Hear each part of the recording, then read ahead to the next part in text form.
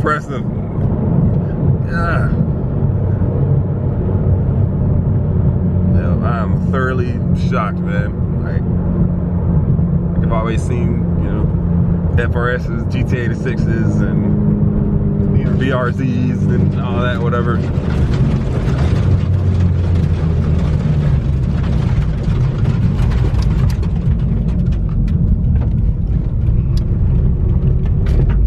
So why did you choose FRS for a build? So the reason why I wanted to get an FRS is, frankly, what I really wanted was a Mark IV Supra. But, you know, I've always loved JDM style cars and having fun with them. So this one, it was a relatively cheap car to get. I bought it 5 years used, and that gave me enough room to, in the budget, go ahead and mod the crap out of it. So what all you have done to it so far? So far I put a full race kit, turbo kit on there. So that's with a Borg Warner EFR 7163. If you saw the outside, put some new wheels on, new shoes, 4-piston brakes from Willwood.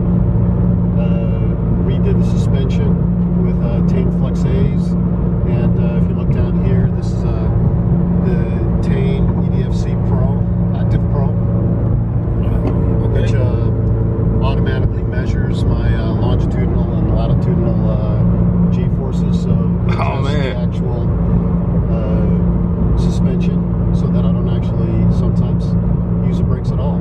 The suspension takes care of it.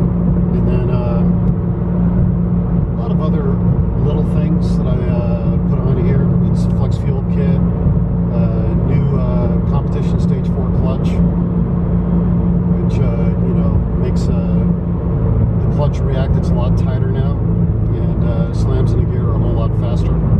Yeah, I see that, and I feel that. What in the world? What is that? What do you see this guy's roof? I think he did that on purpose. Well, you were exposed to a lot of the California import scene. You know, I'm not going to say how old you are, but I think we're about the same age. Yeah, this is very much a California sort of, you know, culture thing. I mean, but to be fair, in California, there is a car culture for almost everything. And, you know, I just happen to fall in more along the lines of the JDM guys, if you will.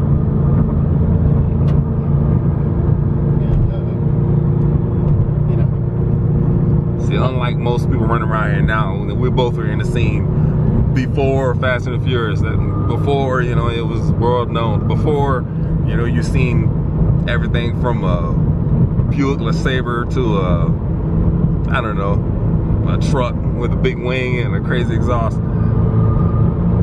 Right, yeah. So, exactly. All that stuff, it made it really popular. Sad part for me was it made the cars that I love a lot more expensive, because now everybody wants one. So yeah, that's an issue. But this is still tons of fun. You know, I'll never be hitting a 4-digit horsepower and stuff like that, like a Mark IV Supra. But this thing is plenty of fun. Yeah. Just took it out to Wild Horse Pass last weekend to go do some racing. Had a ton of fun, and if you look at my front bumper in the hood, I picked up a lot of debris from other cars falling apart in front of me. Yeah, an unfortunate side effect of tracking your car is picking up everything on the road. Yeah. So, but the other thing is that this is also my daily.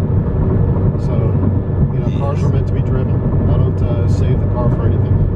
I drive it, I play with it, and you know, when I got to do grocery shopping, I take the other car. Fair enough, man. You know, with the power to weight ratio on these things, I think is really good. I mean, it's a platform that, I mean, has enormous potential. You got guys LS swapping these things, 2J swapping these things. I think TJ Hunt, he even put forged mods, and I think he went supercharger, and now he's running turbo or whatever. So these things have enormous potential.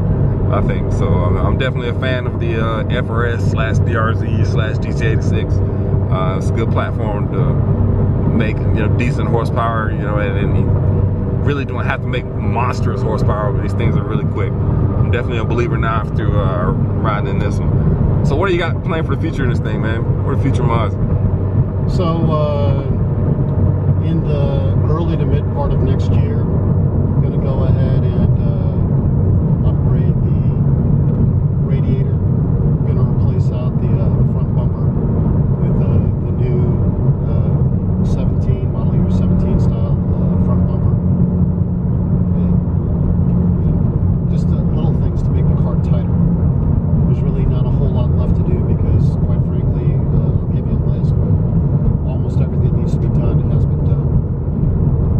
Okay. At least you're being smart about it, man. You're not just strapping the giant turbo on this thing and expecting the stock internals to just handle all that boost. So. Right. Well, I mean, the way this engine is built right now, staying stock, there's not much more power I can throw onto it without it having some sort of catastrophic failure. So, yeah. who knows? Maybe sometime in the future I might